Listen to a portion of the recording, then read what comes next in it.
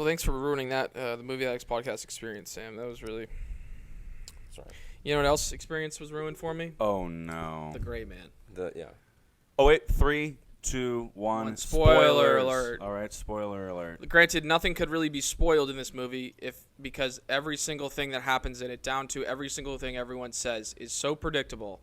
It made me want to throw up so much. Not I even really throw did up. According I really did to throw one up. of Dale's great isms, starts with pale, rhymes with Schwanschwater. Somebody was sucking a lot of. Pond water. Thank you. During this entire film, Russo brothers, I don't know what to tell you. I don't know what Terrible. you're thinking.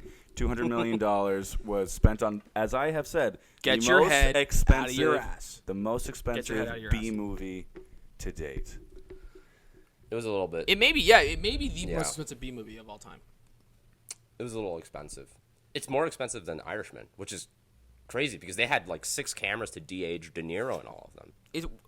You know? Yeah, or like, every time they had to de-age them, it was like 3 cameras in an array. And those are big expensive. And The Irishman is fucking great. Yeah. And this is not. But we're not talking about how Still very great Marty expensive, Scorsese is. We're talking about how Bad this is. the Russo brothers let us down. The Russo brothers. Or, I would say Fucked it it's just how over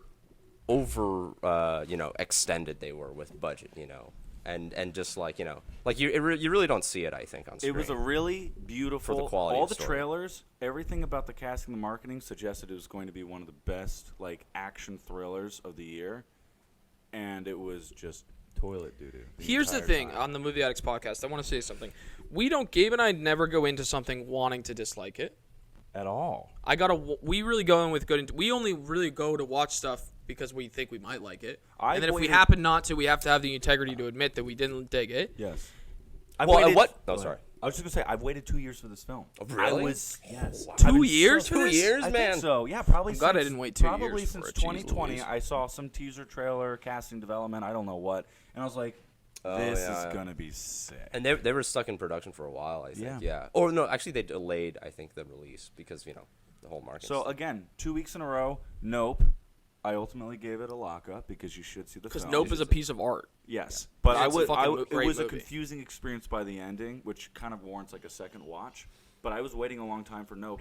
Same deal with this, and I'm telling you right now, this is one of the first films, if not a very long time ever, that within 25 minutes, I knew the next 90 minutes were going to be like pulling teeth out of my mouth. It wasn't even the next Yeah. 90 minutes. It was the next hour and 50 minutes.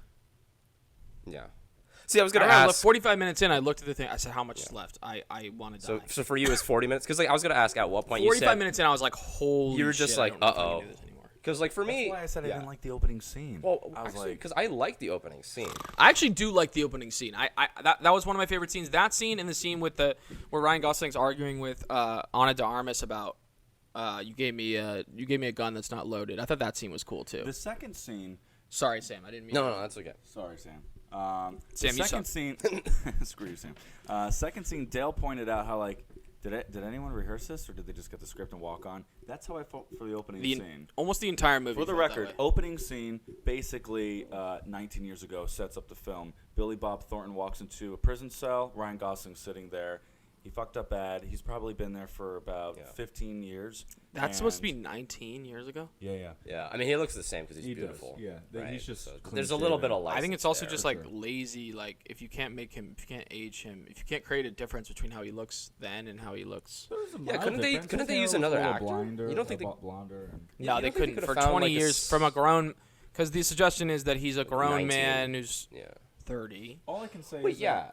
How old was he And then when he he's- was in jail? I think he was early 20s. Early 20s, which means that he's pushing 40 when he's doing all those. Fuck, you know what? You're right, actually. You know what? To their credit, actually, Gosling he looks has not- different. He looks very thin. He looks different in that Yes. opening scene than he Yes. does. Okay, to their credit. But to their my credit. point is that scene, as soon as that scene happened, I'm like, oh, cliche. Oh, line from It- tough yeah. guy. Oh, responded from another tough guy who's kind of suspicious of what's going on. Oh, this is exactly what I got. Okay, another line. Let me convince you. I'm not convinced. Let Yeah. me convince you. Oh, now I'm It's convinced. literally like Set if up you're a the male whole character thing. in this movie, you're gonna say witty, dumb, stupid He's things. gonna be really cool. and you're gonna be gotta be cool. really If cool. you're a female character in this movie, you're gonna say smart things that suggest that you're competent, and you're gonna what else? What were the other tropes of the? It was know. this movie operates in this stupid binary that just felt so.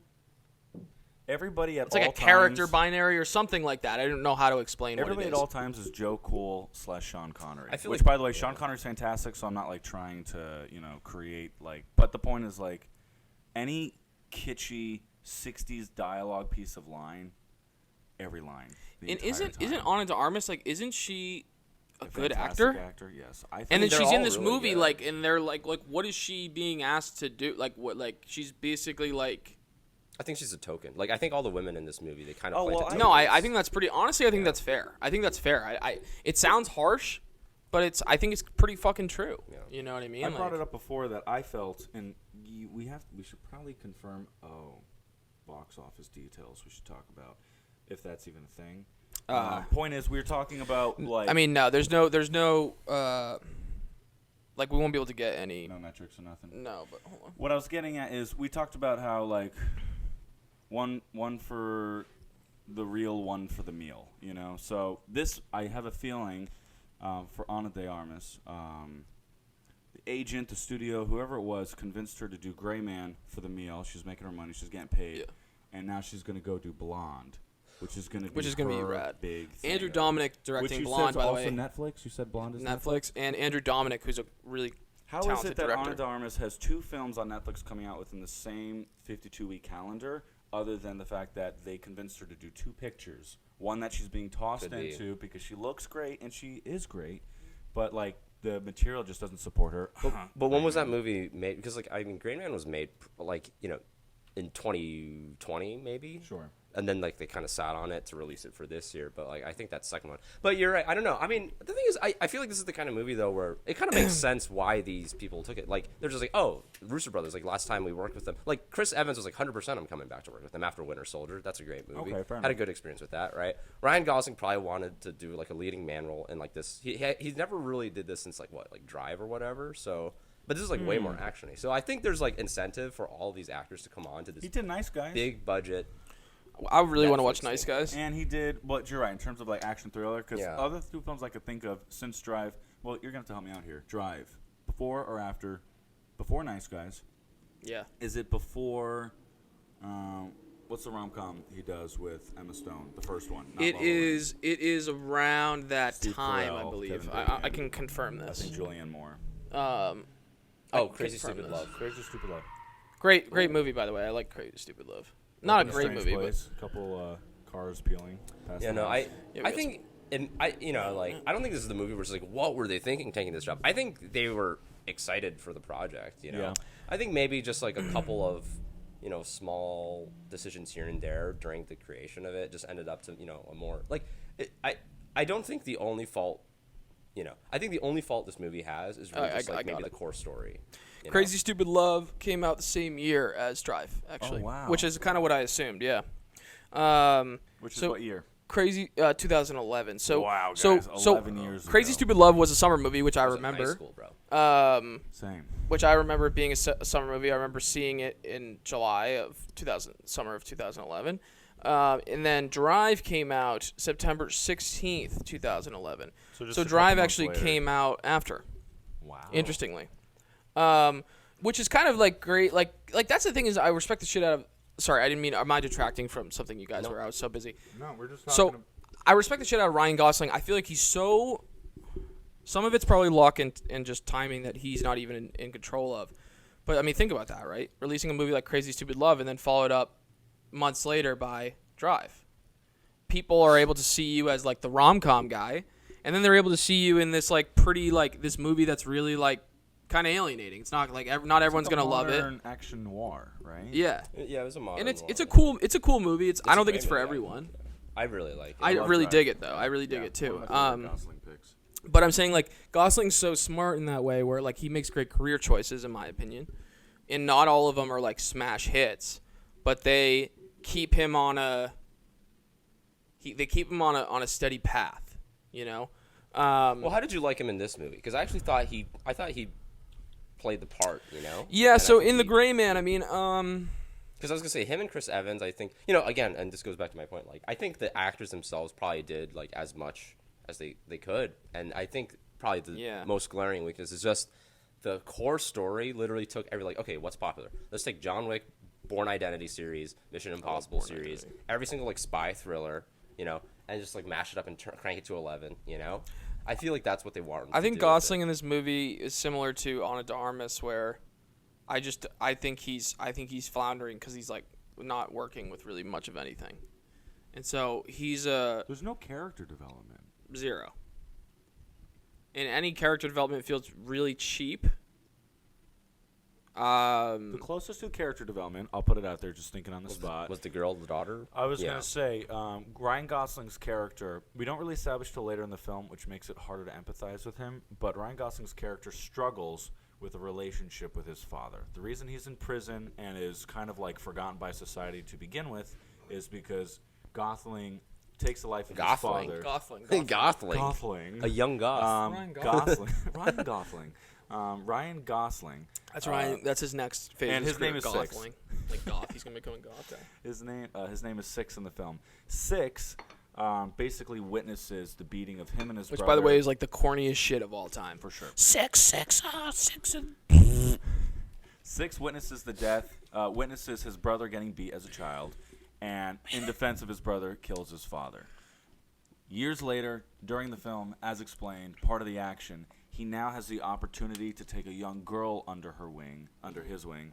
Played by Julia Butters, Thank who's you. in Once Upon a Time in Hollywood. She's great. Yes. Yes. And so, if anything, fine. He goes from like a hardened person. Oh, Julia Butters, by the way, born in 2009. I can't believe That's that. crazy. Wow. It is. I was in high That's school. 15 years. She's Like 15 we're years talking about younger these than me. movies from 2011. She was 2 years old. Yeah. She's Wow. very good. She's very talented. I think she probably has a great. Sorry, I didn't mean to derail No, it's you, but fine. I think I said that it's like she's reminding me of like young Christian Bale a little Cool. bit, where she's Oh, really has yeah, chops yeah, at yeah. like a young age. Pretty cool. Anyway, Sure. So point is, with if there is some character development, which I really think his is really the only one I see, it's that a man who takes the life of his father, so he doesn't have a father figure, doesn't want to be a part of that, finds himself in a father figure role, and kind of his self-discovery. Like that's a great story right there. You I don't still think it's a find it. little tropey though, right? It's like sorry. your Tropey boy's I'm not getting mad about sniped. if it's well executed Yeah. or it's not distracted. But the entire film, you can't pay attention to it because of every explosion and bad dialogue. And go ahead, Dan. oh, you get that from the soundboard, yeah. Is that cool, man? All right, great. No, yeah, some. All right, Sam. What were you saying? Tropey? I think it's a little bit. I mean, that's not my biggest complaint of the movie. You know, I think it's like fine that they added that dimension, but like it was one of those things where while I was watching it, I said like, oh, of course, like now he's got to save the little girl. You know, like there's no other, you know, choice of character. You know, it's just they said, oh, there's got to be a little girl. Up the stakes a little bit. Obviously, she's young and like you add in the thing and they flash back, which I think it's like a fine tool in movie making, but I think it's just a good example of like their decision making for the entire movie, where it's just like, okay, we need this kind of character to fill this role, and like, but what do? They just do it for this one punchline that we see in all these spy movies or whatever, you know. What are your thoughts on like? Just thinking on it right now. Get your shit together, Sam. There's really no good authority fucking up. figures in this film at all. You can't trust authority other than Billy Bob Thornton, and even then, like I'm thinking right now, Billy Bob Thornton apparently is well intentioned, but he's also. I love Am Billy I Bob crazy? Thornton as an actor. Isn't he kind of like hokey and weak in this film? I mean, he doesn't Yeah. really do much. No, if you he think is. about it. He's sort of Right. Yeah. he's very easily overtaken. he is. Yeah. Meanwhile, anybody who's part of a government, whether you're a nobody policeman who didn't do anything wrong, he's just defending civilians, or you're like head of CIA, everybody is getting killed and destroyed and I characterized in a very negative manner. I think the does. Russo brothers, like, this directing is so weak. I can't even like. There's nothing to latch onto emotionally. Like, what the fuck am I supposed to be invested in? Even the woman from To the, what you're saying, by the yeah, way. even the woman who's at the CIA, who at the end eventually brings Ryan Gosling in, shows her strength by shooting him in the leg, but ensuring he's not going to die, which I guess. And then B, she's suddenly competent because she's the one person who Yeah. could actually convince him to stay, and then he doesn't stay. So she, you know what I'm saying? It's weird because like This movie stinks. it's weird because I can't help but think like the entire movie she goes like, why are we doing this? No, that's unethical. I'm just like, okay, you're the second in command. Can't you like do anything about it? She doesn't do She's anything so- until the end to deliver that like, shooting in the leg. That's right, I fixed it in the end, kind of deal. Which is like Not only The that, writing she- is so weak that like it's true what you're saying. Whenever the story needs the people to be powerless, they're powerless. Yeah. Billy Bob Thornton now he's screwed. Even though like, wait, what? Like, the He whole is time like Billy- that yeah. easily, like, and then like like and you're then saying, at the end, he's like, woman, "No, go without me. Just give me a grenade." He's like, does the heroic sacrifice, which of course there has to be the heroic And sacrifice. of course, it doesn't actually do anything. And you know what's crazy? That I happens literally want twice. to throw up. How bad this is. That does. happens twice. The other woman who was like there, she was retired and she was like in, it was like the Italian town or the Austrian town or something. And like they all go in the room and she has like, they set up the booby trap and she's sitting there and it's just like, how many previous mentors are gonna blow themselves up, Right. as a self-sacrifice? Which is like, you can That's do that. right. They did that. They do that Yes, literally you're twice, right. back to back. Holy shit! They repeated the same story beat within like 45 minutes. It's the prestige, right? They're just like, hey, did you like that? Here's the encore, I'm just even more upset at this film. I didn't know I could get more upset at this film right now. Well, what did you guys think about all the facts? This is one of the worst. I want to be on record. This is one of the worst films I've ever seen. I don't want to understate how bad it is because here's the thing: we're not going to be on here in the Movie Addicts podcast just talking shit about stuff. Like we said, we only go into things with good intentions, good expectations because we like movies. But when something stinks on ice this hard, where it's almost egregious, we have to speak up. There's also Because what the fuck is this? What the fuck is this? There's also room for like there being bad films that are still kind of fun to watch and joke and meme. Like I could almost go as far to say that I haven't seen this, so maybe this won't land. But Tommy Wiseau's film, what is that? Oh, The Room. The Room.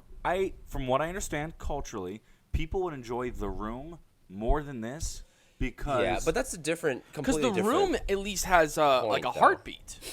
I guess. I mean, Right? it's Am I got wrong? a limp heartbeat, but there's a little bit there. No, but the point is you can have fun making fun of it. This I can't even make No, fun of. actually, you know what? When I watched it, it started off like we're like, okay, this is a serious movie, but as soon as we hit that like 30-minute mark, we're like, okay, we're changing the tone of it. And then like it was one of those movies like you talk over it, you kind of point and laugh, and like, but Yeah. but the thing is like I still think I appreciate Gray Man as like spectacle because like the opening Bangkok.